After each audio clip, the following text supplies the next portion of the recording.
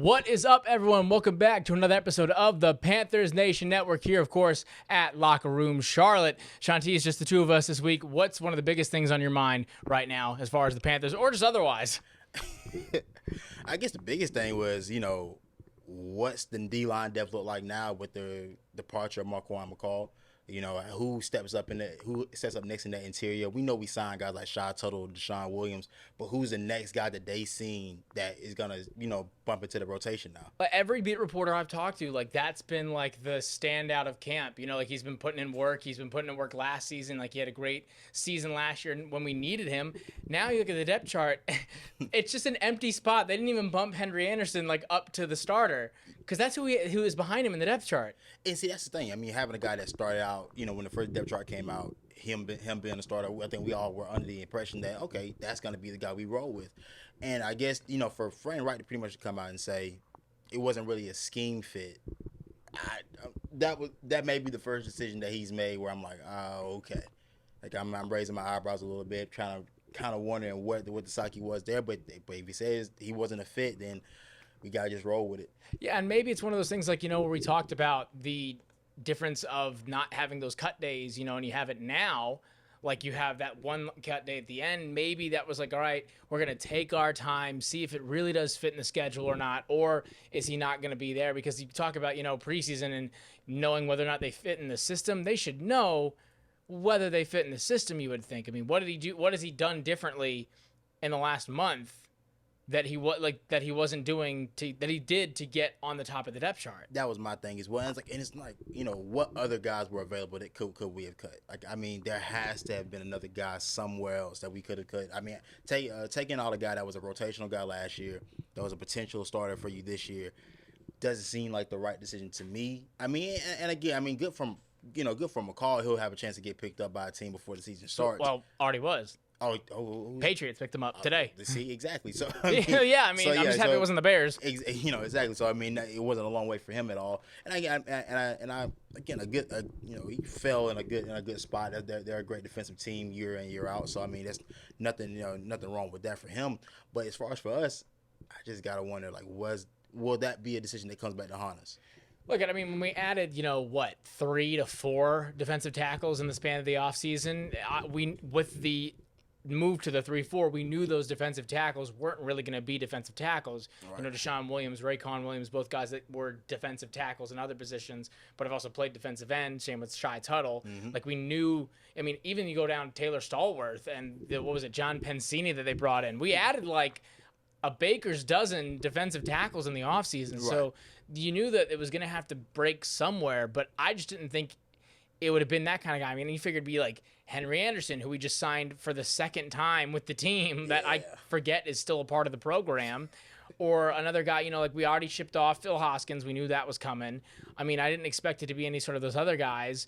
But, I don't know. When you list him at the start of the depth chart for a guy that wasn't supposed to be there, and maybe they just see the defensive, line position, that D tackle, as a lot less of a set position. On a 3-4, it's hard to put it in a depth chart because it's a fluid. It's a fluid thing. These guys are technically defensive ends in that defense, and so so they so it plays out differently. But I'm not. I won't make too much of a stink about it. No. He's a guy that, like you said, I don't want to overreact to this thing because he is a guy that was just a rotational guy last year. We never saw him in a extended role. So it is what it is. But adding Troy Hill, I do like that signing. I do like I like what they've said at least about C.J. Henderson. I like what I've seen from C.J. Henderson thus far during camp. But this is one of those days where will it pan out when the season starts? Yeah. I like what I saw from last year heading and going into the season, and it didn't really pan out. Maybe under Evero is different. But that's the hope. You saw Frank Wright call him Mr. Consistent. Yeah. So which, again, take that for whatever it's worth. But there is a positive nod to what he's done to progress, and hopefully adding Troy Hill as adding another veteran corner. Not knowing how long Dante's injury situation is going to take. So he may have to play sooner rather than later. Even Keith Taylor as well. He's a guy that's going to have to step up and play as well. Especially after Eric Rowe got burned on that route last week. That was gross on that touchdown. Danny Dimes was carving up our defense. You know, it's because I remember last year. Last year we played them, we lost. We all kind of felt like, oh, that wasn't a game. That was a you know, fluke. It was a fluke. Nah, I think Brian Daboll's made a lot of progress with Daniel Jones, and he does have a lot of athletic ability. His physical, we always knew he was physically capable. Now he's starting to play the quarterback position the right way, the same way you start to see Josh Allen take that jump on the Daboll as well. So you got to just chalk that up to the game. Is that like Daniel Jones may just be a good quarterback? It's that weird middle ground of those guys that they're gonna like. The right staff and the right thing can bring it out of them, you know, if they get that chance, that opportunity. I mean, it's the same traits and characteristic that have people questioning now why Sam Howell was drafted when he was after one preseason game where he beats the Ravens' undefeated streak. And now people are like, how did he fall so far? And it's because they don't show those things, you know, on that paper. It's like window shopping for a quarterback. They're not flashy. They're not like, they're just quarterbacks. Exactly. But I talked about it. I talked about it with, you know, our good friend D. Check out their podcast, by the way. Absolutely. I talked about it with him. I said, there's a factor that you can't scout. And that's just, these guys have been playing football their entire lives. When they get out there on the football field, guys that just play ball, they just play. Yeah. You know what I'm saying? You can't quantify it in how tall they are or how well does he spin it. Like, nah, some of these guys just have a knack for just playing the game when it's time to go in. And like you said, I mean, that can't always be measured. And you're starting to see a guy like Daniel Jones really gain that confidence, you know, in year 2 with Daboll. You're starting to see him grow, and you're starting to see that, you know, he may just be one of the, you know, he's definitely one of the best quarterbacks in the NFC now. Just by and large, because there's nobody really left. Yeah, by default. Yeah, but I mean, for our defense, man, I still was looking for a better outing from the starting group. I mean, I no matter if Justin Houston and Brian Burns played or not, I'm still disappointed at the fact that our secondary still has not looked like the group that we thought it would be coming in. No, and I think that this is getting washed away in everything they're doing in trying to transition. I'm worried about our run defense because when you move, that 3-4 is a lot about blitzing and a lot about rushing the quarterback, a lot about creating those plays. And Derek Brown's biggest trait was supposed to be that creating that, you know, that trouble in the middle. Well, now you've moved him out of the middle, and like we talked now, and there's no one, like you're playing now a DN basically at defensive tackle. So like because we were already worried about our defensive backs, and you know that Troy you got me there. Look at that was a throwback. Not Troy Pride, Troy Hill. That signing's purely for veteran leadership, you know, familiarity with Avero and familiarity with Frank Reich, and then just having some sort of a healthy presence in the locker room. And you're right. I think, you know, we're going to really get that test. This Lions game's a big one. And just going those first 4 weeks, I mean, the Seahawks, the Vikings, like the Dolphins. You see the Seahawks, the Vikings, and the Dolphins in the span of 4 weeks. That is ridiculous on our defensive backs. Yeah, like you said, all teams that can press you deep. They're gonna test how well have you know, cultivated your secondary, and I think that, man, it's gonna be tough. It's definitely gonna be a tough one. And again, I mean, are we worried about Dante Jackson at all? Do we have any word on how major they're keeping it very low profile, which concerns me more. Because they've been very big on, especially since Frank Reich's gotten there, here's a timetable. Either we're not certain, but we have an idea. Like, you know, Miles Sanders said today, he's going to be ready for that week 1 game. Mm-hmm. You know, Corbett, week 2 is what we're looking like. Really? Yeah, week 2, hopefully. That's what they're hoping for. Now, he was out there today, you know, doing different leg work, or yesterday doing different drills, and he wasn't in pads, but that's the first I've seen. That's the most mobile I've seen of him. And so we're hoping, I mean, it was week 18, so to week 2, that should be enough, you know, you'd hope. I mean, they're optimistic, hopefully within that first month or not. Right. But Dante, they're being very, very, very just vague about.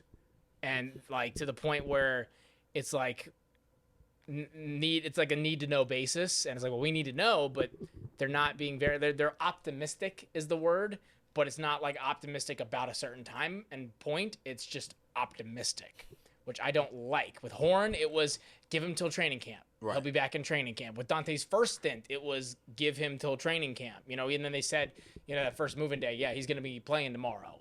So, and even with, you know, Chandler Zavala, like, and Cade Mays, like, they've been very apparent, even with, like, you know, LaVisca and concussion protocol now. Yeah. They said, you know, all right, it's going to follow the standard concussion protocol procedures, and it should be, you know, within the next week or so, hopefully, because they've fast tracked concussion protocols aggressively to the point where Tua can play. In a year, going in at 4 different times. Back when we were in high school, or a few years ago, concussion protocol. Yeah, that's gonna take you at least it was like 2 weeks. I was gonna say it was like almost a month. 2-3 weeks, you gonna be out for sure. But yeah, okay. So Dante, I am worried about it, not because of they've said it's something to be worried about, but it's more in what they're not saying. And I just, even when he's been out there, it's looked like it looks reserved.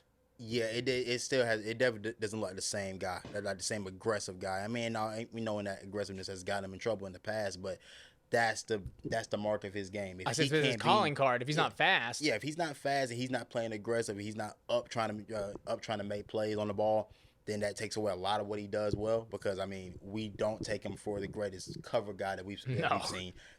No, we don't. I mean, he's a solid tackler. But I mean, again, if he doesn't have that same vigor when while he's playing, then again now takes away a lot of what he does. Maybe it's like an old head playing basketball, and you have to change the way you go about doing things, and maybe he becomes a better coverage cornerback by having to play it a bit more reserved, seeing everything. You see that like with Richard Sherman. That's obviously right. The top in the ability to do so. He was able to pull back, change the way that he played, and try to transition more into that kind of see it all and do it all. Right. I mean, that's the thing. I've seen a lot of people say, like, maybe transitioning him to that safety role would be the next step for him. If he wants to have a long career, especially knowing that his game is predicated a lot off being a ball hawk, maybe going to that free safety role would be where he would need to go. But, I guess the next thing would be the running back room. We saw a lot of Spencer Brown in game 2 against the Giants. So I saw a lot of Raheem Blackshear. I gotta think that now Blackshear is getting the move up to RB3. And at this point, I think him and Chuba, to me, are kind of neck and neck. I mean, going into the preseason, I had Chuba being RB2 like definitive.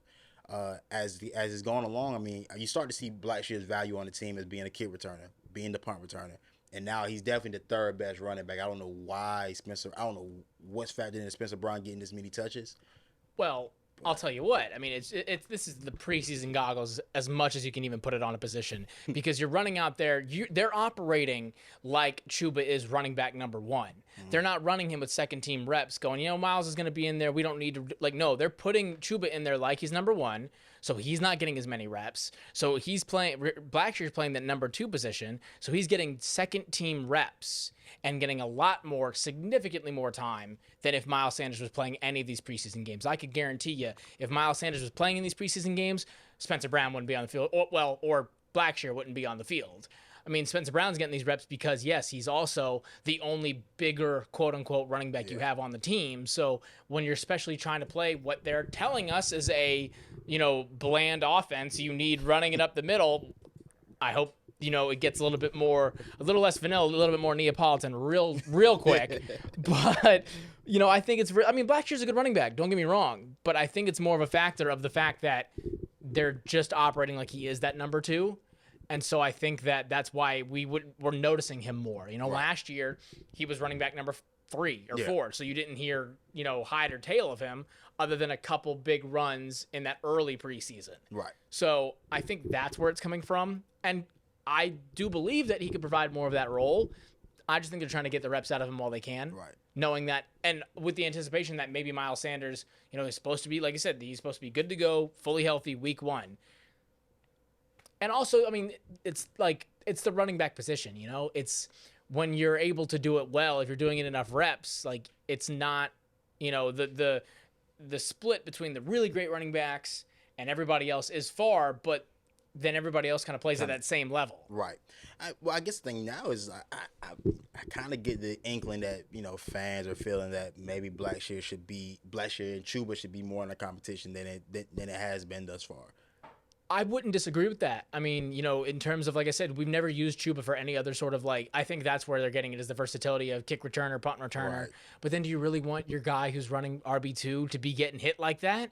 That's always been my biggest issue, is why are we I've never understood the punt returner position. I understand it's the flashiest position. You can make the most big splashes. But why are you putting Christian McCaffrey back there to field punts? I didn't never see Blackshear as a punt returner. Kick returner, completely understand. Running backs usually transition. Punt returner, I didn't either. No. I thought maybe Visca would have gotten more shake as a punt returner. It seems like that's more of a fit. Shy had his chance, and he definitely had his chance. He literally muffed it. Yeah.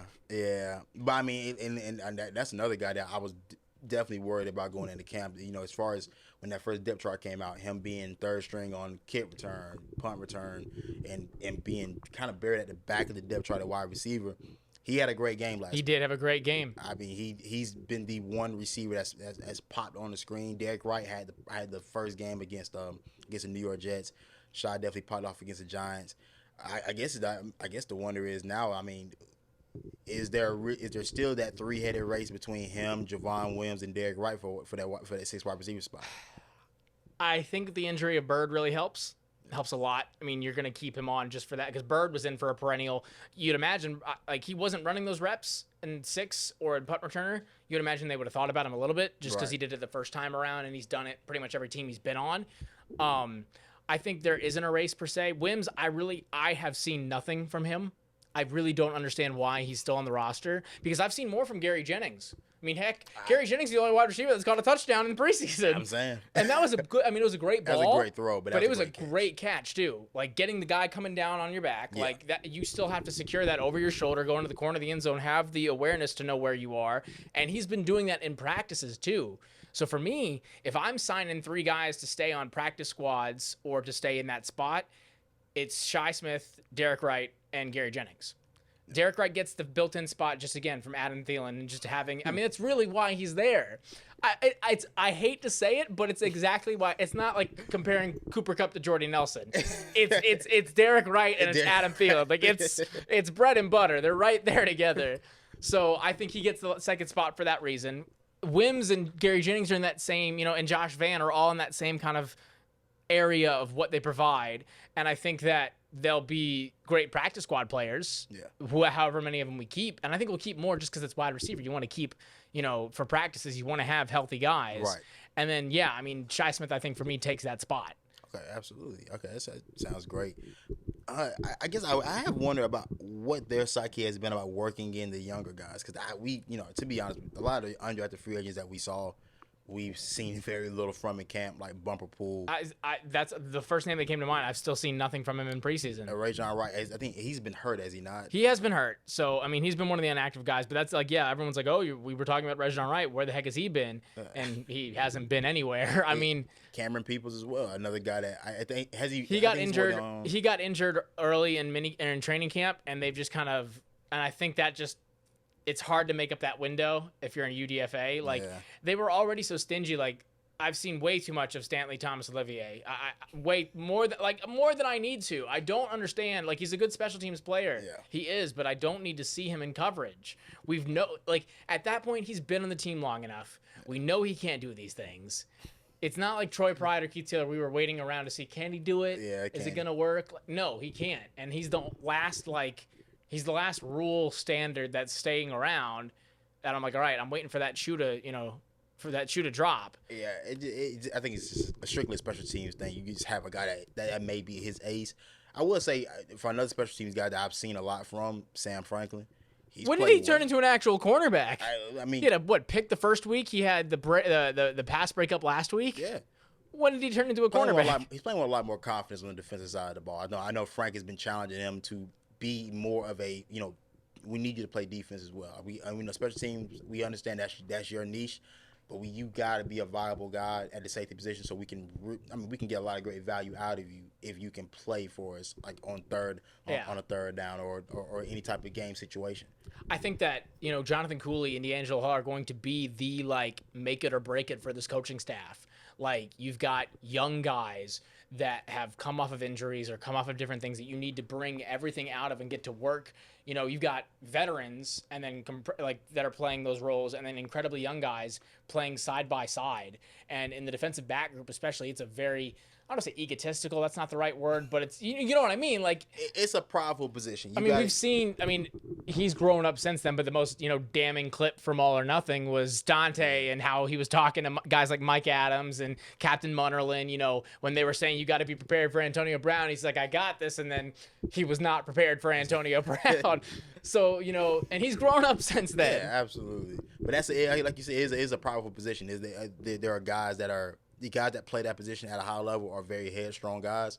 So again, to be able to get in their mind, be able to help them progress, it does take a lot. And again, this does help having a coaching staff that I feel like the guys trust, that they can really take notes from and really grow from as well. So, that's again, we're all eager to see if JC can maintain his high level of play and everything like that. So it's one of those things. But I guess from the preseason game, what did you see from that game if you got a chance to watch it? Yeah, so, we were, I was over at Memorial Stadium for all the high school football games we were going on, because there have been all throughout the week. And, of course, they're doing it, like, I don't know why these Saturdays and Fridays, like, I knew preseason was never really on Sundays that much, but I feel like we never had this many Friday preseason games before. It's been a lot. I don't know why so many Friday games, but, the biggest things I was watching, I don't understand why everyone, like, I know the stat line's nothing, but, like, there was that montage that someone put out on Twitter of like all of Bryce Young's throws, and of course Bears fans are singing the praises because they think they're getting a number 1 pick next year. But like, I'm looking at the stuff Bryce Young is doing, like that scramble route. Yeah. People are saying that was a bad route or a bad play. When he ran 20 yards in a circle and still flung the ball downfield a good 50 yards, not even throwing it that hard, and he even overthrew Adam Thielen. Everything I've seen from him has been what I've been expecting. Like, I don't know what people thought he was going to do in preseason. Like, he doesn't need to prove himself like DTR is. He doesn't need to, even Anthony Richardson needed to prove something a little bit, which before we say, I want to say this right now because this man had been talking DTR's praises from the get-go, so I don't want to hear none of it when he actually pops off. Oh, absolutely. He's been a great surprise. You can tell from him. You can tell he's the guy that's played the most football out of anybody in his class. Yeah. And you see during the preseason, he's clearly the second best quarterback on that Browns roster. Oh yeah. And if you're Cleveland, you hope you don't have to play him because you paid a lot of money for Deshaun Watson. But it could be your saving grace. That may be your out. That may be your saving grace right now if Deshaun can't get it back to where he's been at, in his past time. But yeah, DTR being one of those guys, I'm definitely happy about seeing him, have his moment. I know. For sure. It's funny. It's like, it's vindicating. Like, all right, cool. That was a good take. Like that worked. Like you start rooting for players that you don't even care about. Not even like you think fantasy's bad. Wait till you start making takes like these that you can get flamed for, because you pray that these guys do well or do not. Other than that, I don't want to say I'm getting worried about Icky, but I think we're seeing that, he's like, I think how high he was drafted, we talked about this last year, the draft goggles. Like, he was drafted really high. He was what we've been asking for forever. So you put a lot on him. So then when he doesn't perform or produce that well, especially in the offensive line, when it's if you're doing good, you're not going to get praise. Right. When you're doing bad, you're on the hot seat. You usually don't want to be talked about if you're offensive. No. And look, the Kayvon Thibodeau play was bad. It was bad. It was really bad. I don't know what the mindset was. They talked about it a little bit about, when it's that kind of guy, when he's looking for a certain one, they get so locked in on looking for that they don't see the other things around him. And I think they were comparing it to like Laramie Tunsil, who kind of does that same thing when it's a certain play he doesn't see it. It's the blinders on. And then when he does what he needs to do, though, it's fine. Right. So I'm getting a little concerned about, like, Campen again is supposed to be that guy. Like, he's supposed to be the coach we aren't questioning anything about. And so I think we're seeing how much Corbett is needed on this offensive line. Especially in the interior. Because that, like I said, it would be right guard. And Jensen, Zavala, Mays, they're just not ready for it. Not yet. Zavala, I think if Zavala's in the game, you know exactly what you need to do. You're gonna have to be a run-heavy team. Yeah. And even towards the end of last year, I think what people have to understand is that Steve Wilkes had this team as a run-first team that played right into our strength last year as a group. We knew Icky was a mauler coming out. We knew he had the potential to be a great guard from day one, but we knew as far as a tackle, he still had to progress as a pass blocker. Which was always interesting because that was never NC State's prerogative. They were a pass-heavy team. They were not built upon their running attacks. So I never understood why that was what. Yeah. They don't have these great great rushers, so it's like So you always wonder about that. But when you cut on the tape, you start seeing him and Zavala working in tandem. Those two were a mauling group. So I mean, here's the thing: we always knew that he had to develop as a pass blocker. I think we're just still seeing that development and understanding that that was only his rookie year.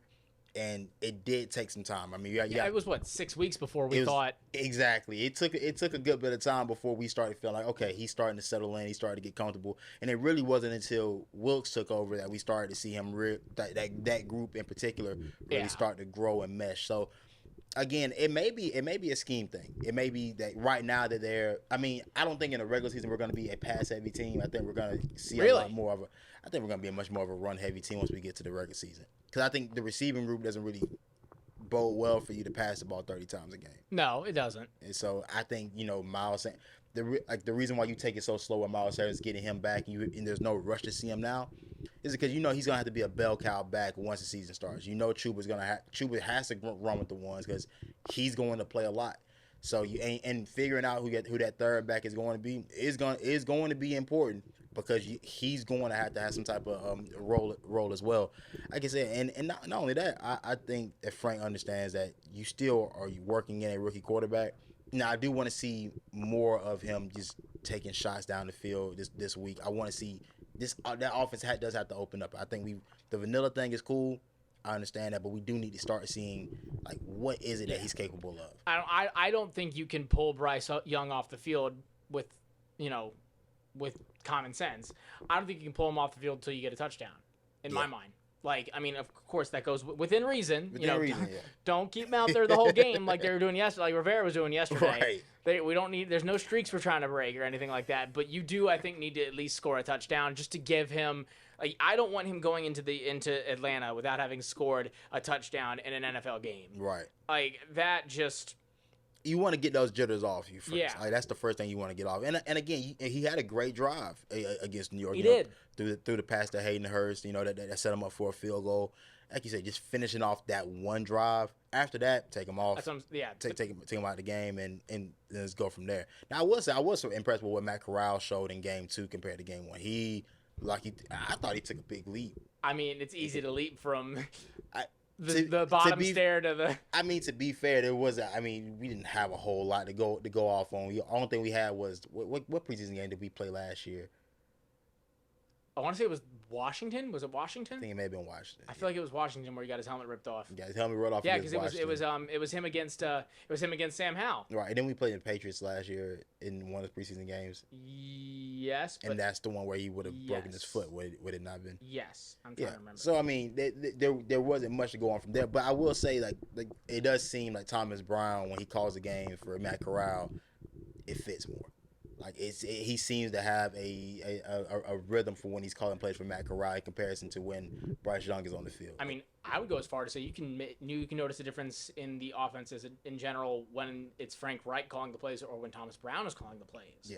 I don't know if they're doing that on purpose. Like they're having Frank Reich call the more he's calling the more vanilla plays to then allow for Thomas Brown to get a little bit more of a longer leash because it's like, all right, he's clearly this what we're doing is bad, so just do something. And if it works, cool. If it doesn't, that's fine. At least you're not doing what you started out doing. But right. I mean, as far as quarterback goes, right now Jake Luton's the most impressive quarterback we've seen. I mean, he's thrown the only touchdown to this point. But I mean, but again, even with Matt Corral, you think about the pass to Shaw on the sideline. Yeah, that was good. That's an impressive throw. Again, he does seem more. He did seem more poised this weekend, which is that's all I was really looking to see. I'm looking to see okay, does he get better? Does he seem more comfortable? He did seem like all of those things. Luton, chances are he's not making this roster. We kind of already know that. But great tape to put out there for the rest of the NFL to see. Well, Corral has one more game. His trade value is just gone. His trade value was only gonna stay up or skyrocket if he had like a DTR like preseason. Yeah. That was going to be the type of season he was going to have in these first couple of games in order for you to be able to trade him off.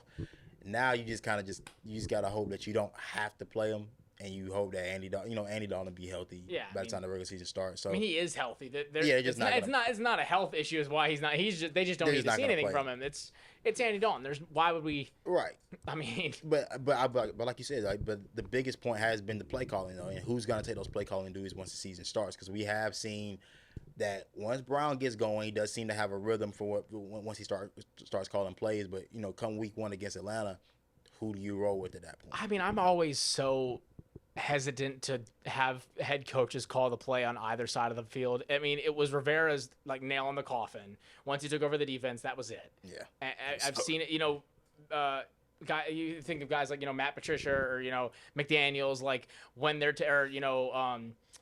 Bill O'Brien, like when you have these things, when they're taking over and they're calling the plays, like you take away from any sort of ability to like predicate the blame on somebody else. And you're not supposed to do that as a coach, but like it's all on you. And now it's twice on you because you're doing like the head coach role isn't supposed to be that kind of role. You're you're the facilitator, you're the enforcer, you're the the pastor, the speaker, like know your role. So for me, I'm like the quicker Thomas Brown can start calling the plays, in my opinion, the better. Like, it's still going to be under Frank Reich's philosophy. It's not like it's two different guys and two different playbooks. It's just how he's going about drawing up the plays or how he's going when he's utilizing them. So for me, the faster the better. Yeah, absolutely. Like I said, I'm excited from what I've seen from Thomas Brown as a play caller. And I mean, and if it's going to be anything similar to what we saw in LA, then I'm all for it. Yeah, I mean, he's got a good basis around him. We've seen him come from. He's got good schools of thought that he's coming from, and that tree has done very well as well. Yeah, it's the new tree. It's the Belichick tree. This is the McVay tree. It's coming off, and it has shown that it can perform well. So that's my hope and thought process. As far as some other guys, that we're talking about, obviously some of the bigger news has been Jonathan Taylor. Yeah. Do you make a play for Frank Reich's former running back? Absolutely not. Absolutely not. I mean, first of all, we just complained for the last 2 years about McCaffrey's contract, and we finally got that off. To then try to re-enter that market to try to go get another running back contract. Now, this is in a very different market for running backs now from when we signed McCaffrey. It's a much more depressed market. Like, you could definitely get them for the cheap, but they're looking for a first rounder, which we don't have one of those. No, we've already spent that. Yeah, so no real interest there. I mean, it sounds good, but then again, I mean, you pay Miles Sanders too, so it's like you gotta just sit on what you got, roll with what you have. We understand running back by committee does work, and we do have a number one running back that I think can be elite level playmaking weapon. Yeah. So I see no need to go. I mean, if you're looking at running back and wide receiver, we have a number one running back. We don't have a number one wide receiver, and I wish the Stephon Diggs stuff was real. I wish that was real. It is, to me, it is real. You think it is? He said it again. Players lie all the time. And again, how many times do we have to keep hearing stories about? Well, that's what I'm saying. This and that, and okay, it's not coming from anywhere. Nobody's making this up. Yeah. Like somebody's agent is putting this out. Somebody's camp is putting this out. There's if there was nothing there, then why did we have stories in June? About you guys butting heads, or about you not seeing eye to eye? I mean, what have the tweets been about? I mean, where's all this stuff coming from? See, if I'm the Bills, I'm going, all right, well, if you don't want to be here anymore, and they need more wide receivers, but then I'm like, all right, we need a running back. Let's go do something for Taylor. Let's get him over here. My first thought, I'm not gonna lie, when it came up to Diggs, I was like, well, they're gonna need a receiver back. I was gonna say package up Terrace Marshall. And whatever pick it would take to get it done, then ship that out. And then, I'd do it in a heartbeat. Yeah, absolutely. He can walk. I'm sorry. We got our second rounder next year. We still have that pick. Just send it right off. Well, my whole thing is that I will say I'm a little bit worried about the wide receiver by committee thing. Yeah. Anyway, I've never heard of that before. Like, I know I've heard running back by committee. Well, I've never seen wide receiver by committee until like what Kansas City did this past year. Yeah. But again, I mean, we talked about this. Patriots have done it before, right? But the Giants have done it, but with guys that with Eli Manning, Tom Brady, Patrick Mahomes, you're only making it work with MVP level quarterbacks. Even Aaron Rodgers could only did it for so long. He couldn't even do it this year without Devontae Adams. I mean, you don't do it. You think of like the teams that have done it in the wide receiver groups. That's not the one that, when they're talking about Super Bowl teams, they're going, look, there's no running backs on the Super Bowl teams. There are wide receivers on these Super Bowl teams. And some of them, you could say, like, even if there wasn't a true number one in terms of, like, talent-wise, like you could argue, Wes Welker wouldn't have been a number one on a different team. Right. But he was still the number one on that team, and they still had Gronkowski. I mean, yeah, you talk about, Patrick Mahomes. You talk about, it definitely – I mean, you talk about, like, the 49ers, it doesn't work with Jimmy Garoppolo having nobody out there when they were going to the Super Bowl. They had literally nobody. Right. I mean, there has to be an elite level guy, an elite level pass catcher out there. I don't think that guy exists on this roster now. I think asking Adam Thielen to do what he's done in years past that's a lot. Yeah, I hope they weren't expecting him to be the number one coming in. Like, and they've been verbally saying that he's not. Right, he's not. And Chark has been the guy that's had the best connection with Young as of and he has the best potential to be it. He does. But the thing about Chark is that we still haven't seen it. No. He's always shown flashes of greatness, but I think that I like Chark a lot more if he's my number two. He's had ample opportunity to take over the number one spot in Jacksonville and in Detroit, and he's never taken over. Whether it be health or whether it just be his play, like you said, like it still hasn't turned into anything. Turned into anything of substance yet. He's a good receiver. I just not get it twisted, but I mean, I think maybe expecting this group to, like, all right, do you think you make the playoffs if you don't have at least 8,000-yard receiver? No, you don't. I think they're hoping they've hit the Ole Miss sweepstakes again. And I mean, look, he had a few plays that I'm like, all right, that's some absolutely. AJ Brown looking stuff out there. Right. Bouncing off that tackle, that's a big thing to do, and he's a big man. So they're hoping that they've struck that that oil of getting an AJ Brown, getting a DK Metcalf, and getting someone that could be a number one in his rookie year. Because obviously, AJ Brown we knew he was going to be a number one. Even DK Metcalf, we knew too. Yeah. That for some reason, I don't know what happens. People start overthinking the draft and guys slide. And that made no sense to me. I knew he was going to be number one on that team. Like, you look at the man, you saw that one picture was enough for me to know that man is a number one. I guess it is imperative that Terrace Marshall have a significant season. Like he's the only other guy that's capable. Between it's Chark, Mingo, and Marshall that are the only guys capable of being a number one option. That's really it. And that's what they're banking on. That's a tough bet to make. I mean, you're betting on 40 on 21 Red. You're betting on getting that exactly right, and knowing that one of those guys is going to pan out. Now you have ample opportunities for them to pan out, and I just think it's not being shown in this preseason. I mean, I've seen nothing from this offense. That wide receiver one group I've seen nothing from. Bro. I've seen nothing from anybody. Like, even Hayden Hurst has barely done anything for the. Yeah, he had the one catch against the Giants. But we were expecting that. Right. Like, I've seen nothing that has shocked me or gone, okay, now we're cooking, and I don't know if that's by design or if it's just in terms of if we've overestimated how quickly they could all gel together. I really think that's a big thing. That is. I mean, you think about we're going from. These are our top three wide receivers now. Were not on the team last year. Our quarterback obviously wasn't on the team last year either. Our tight end, our running back. It's a totally different. It's a new look offense, bro. So it's like we are expecting a lot out of a group that's never played together, and maybe expectations need to be tempered a bit. I would say so. I mean, we mentioned this last week. I don't think I've ever seen. I can't remember in recent memory a team that has gone like an offense where every single one of your skill players, literally every one, is new. I mean, because TMJ, he's not like.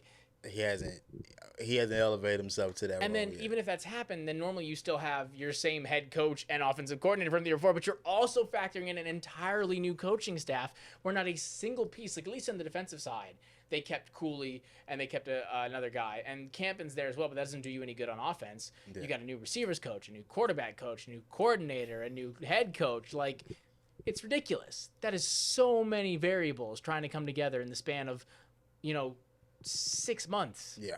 To put together a cohesive picture of what they could do on the field. Yeah, I think we are expecting a lot of just a brand new group and hoping that this comes together and we can possibly make a run at the division this year. I mean, and Tampa Bay announcing Baker Mayfield's the starting quarterback, which I told you was going to happen. I don't know why you thought it was going to be anything different.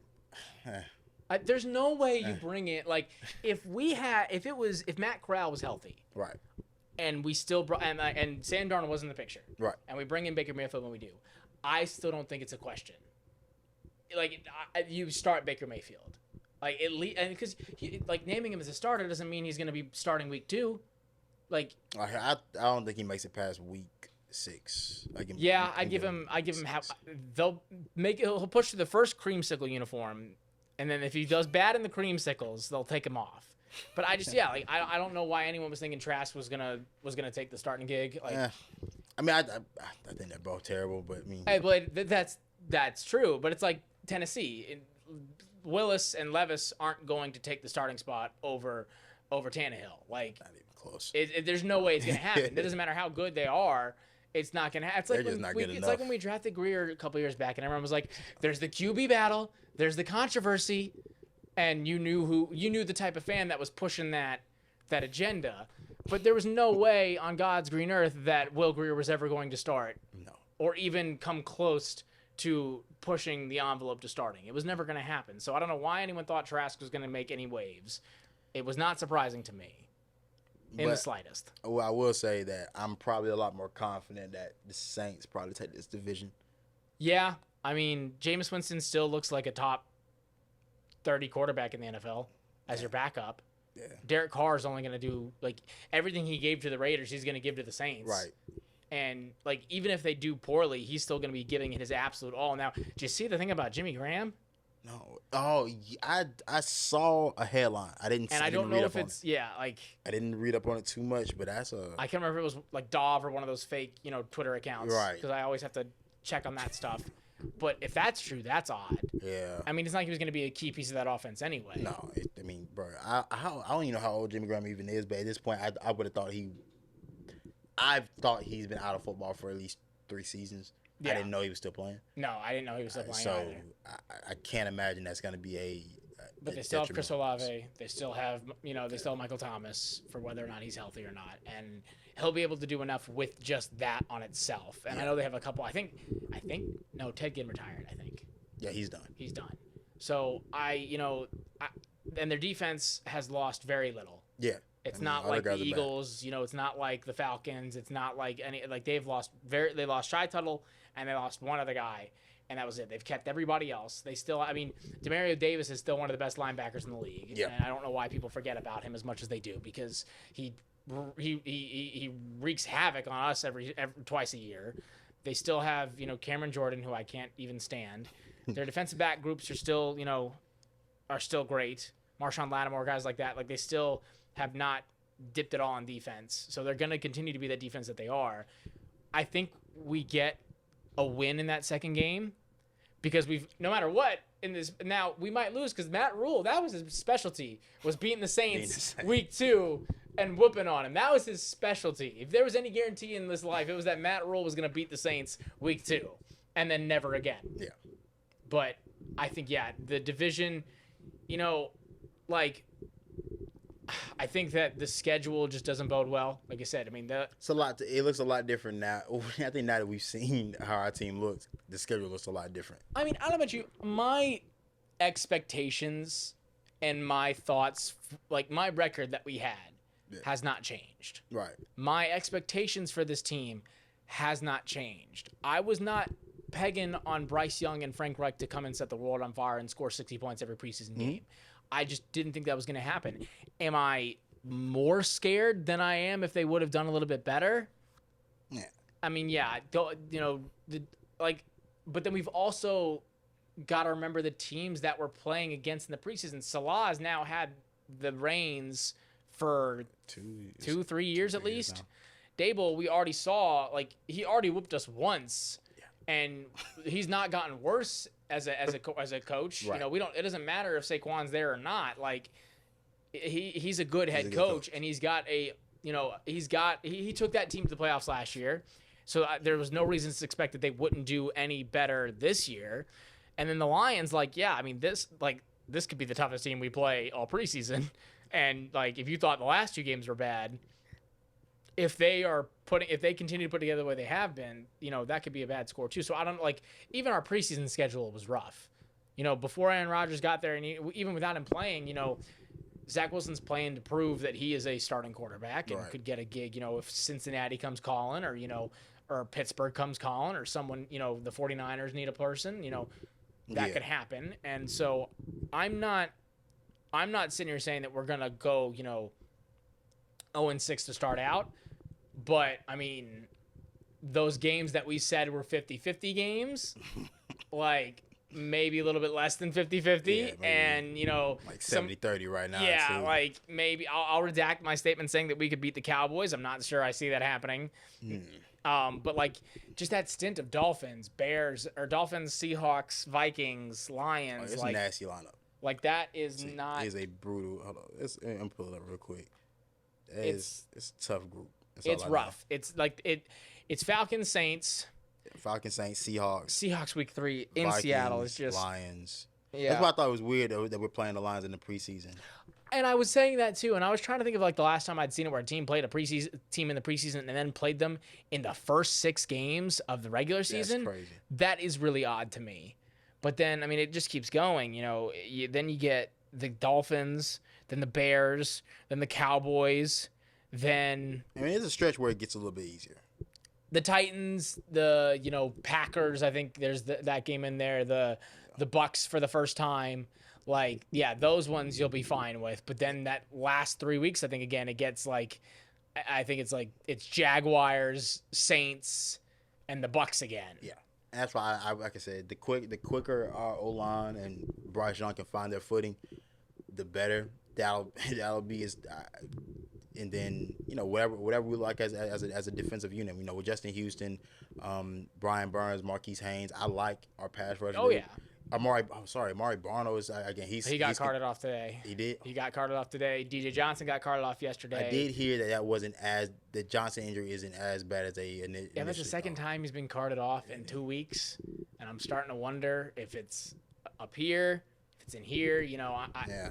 Laviska's in concussion protocol. We'll see what happens there. But yeah, they carted off Amari Barno today. We haven't heard what the extent of that was. Haynes, is supposed to be. He's supposedly progressing well. Should be good to go week 1 because that was the big. That's why we brought on Deion Jones and they brought in Justin Houston because we're like, all right, we need to bring in some guys.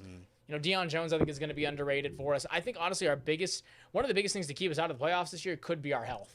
Really, we've got older guys that have stuff in the tank, but are a bit injury prone, and our younger guys are injury prone in a lot of key positions. Your 2 cornerbacks, your running back, your tight end, your receivers. Like, you've got injury issues in a lot of key facets of the game.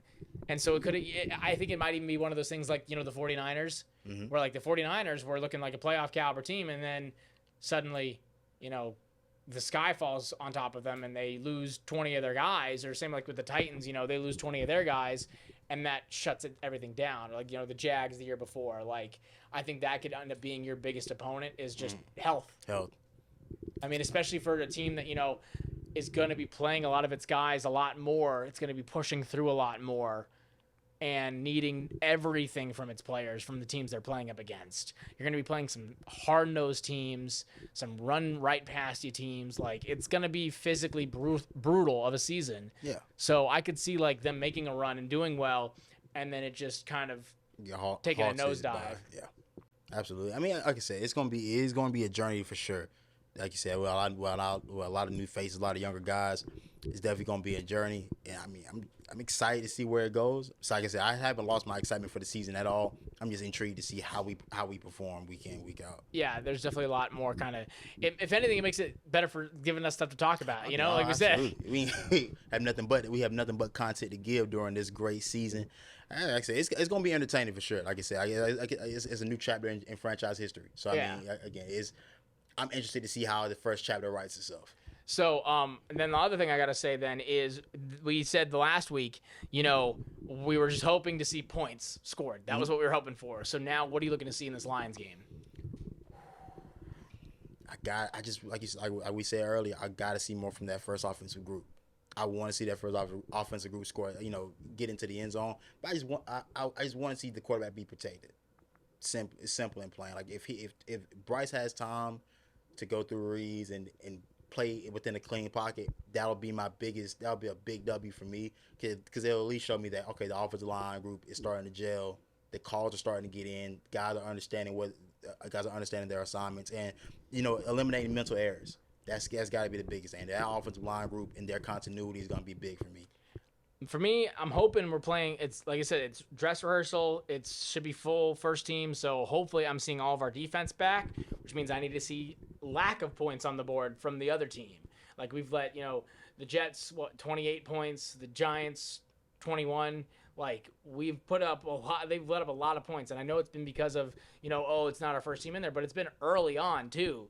The Jets put up 21 in the first half. Or I'm sorry, the Giants put up 20 in the first half. The Jets put up, I think, 17 in the first half or something like that. Mm. So I need to see some stops, some punts, field goals at the very best. That's all I really want to see. Like, yeah, offense. Like I said, I don't want to see Bryce Young leave the field until they score a touchdown. Right. Like within reason. Again, let me preface within reason, because that'll need to happen. But I want to see the defense perform well and just kind of, like I said, have a bit, just give me a bit more, not like that confidence, but that confidence boost. Just go, okay, you know what? All right, that's what we were looking for. Then you take the week off. Yeah, you take the week off, and then you go to Atlanta, and it's all right, now we know what we're doing. Right. So that's really what I'm looking for, and to see how they just go about putting on that dress rehearsal. The some of these practices, these run-throughs haven't been great, so how can they turn it around and say, all right, this is what we're actually going to put up on the field. Right. And so then before we wrap up, little known fact, it was my birthday last week, turning 25, the quarter life crisis, to age myself. So I am 25. I'm not 16. I'm not 21. I see the comments. I'm 25. But got the PS5 for my birthday, finally broke down. I was an Xbox guy forever. I made the switch. And Steve Smith was putting out the giveaways for the promo codes for Madden, right? And so I was like, all right, let me try. He said retweet it and commented, so I commented saying it was my birthday. I got the PS5 for my birthday. We needed to get Madden on it too. Thinking nothing of it. Then last week, got a DM from Steve Smith, and I won the promo code for Madden from Steve Smith. So Agent89, shout out to you for giving me Madden for free. But I do also have a bone to pick with Madden because they got our jerseys wrong. They got our away jerseys wrong on Madden, where it has a blue collar on our white jerseys instead of a black collar. Again, you would think that, a game that's only licensed by the NFL, yeah, you know what I'm saying, could get the jerseys right, but nonetheless, I mean, it's like ESPN still running our old logo, because I see that all the time. Really? I still see people running our old logo, absolutely. I'm like, y'all. To be fair, the logo hasn't changed that much. But it's still changed. It changed, but it didn't change enough. It's been 10 years, 12 years at this point. I got it, back then, but it's been 10 to 12 years. Our jersey, or our new logo, is a tween now. It should be able to be recognized as different. But yeah, so I've been playing Madden. It's fun to play. It's been interesting to see the different 3-4, how they have the depth chart set. It's always fun to watch that kind of stuff. Chin's listed as a nickelback, because that's what they're putting him in there. But so again, yes, Smitty, thank you for Madden. I'll be playing that continuously. And then, guys, like I said, we want to hear from y'all what y'all expectations are going into the regular season. So leave comments, leave questions, DM us. We want to bring some fans in to our actual studio. So if you want to be one of the first to come in and do that, let us know. We're going to try to put that together to come and check out all the different stuff.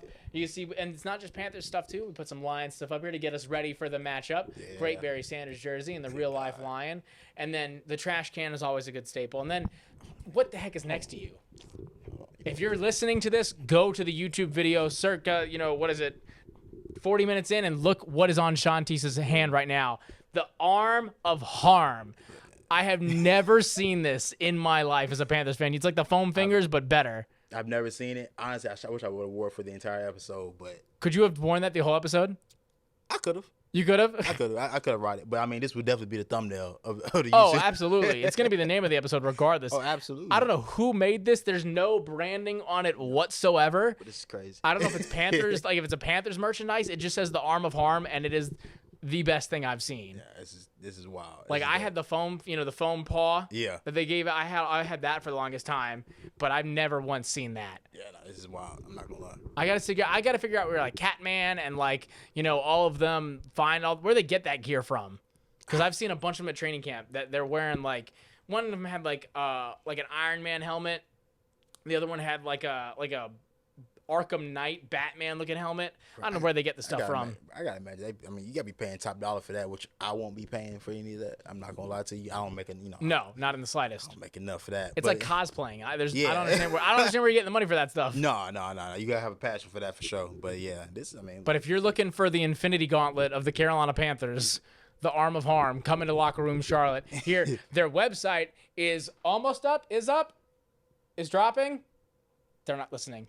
Oh, no, it's almost. It's almost up. It's almost up. They put the promo. I couldn't remember if the promo was for August 31st. I'm getting it here fresh from the developers themselves. August 31st, that website will drop. That's how I found out about Locker Room Charlotte way back in the day. I was waiting for it to come back. Now they've got it to pair with the new building. So either come to Watershed, that's the name of the building that it exists in, or be on the lookout August 31st for their website, and we might even have some stuff that you might be able to get if you listen into the podcast. Like I said, man, make sure you're an avid listener, make sure you're a dedicated listener, because we do got something coming for you guys. If you guys stick around a little bit longer. I mean, you should be doing it regardless, just to hear. Or we thank you for doing it for so long to put up with us. Yeah. JB couldn't be with us this week; he was feeling sick, so we hope you get better, buddy. He'll be back on next week, and we've got some in-person ones planned as well. And guys, we're getting into it. We're getting the season ready to go, working out the kinks of our new studio here, so it's all on the come up. Yeah, man. Not really much left to say. Other than I said you never get to say it. You want to say it this time? I was also saying, nothing much left to say other than keep waiting and keep pounding.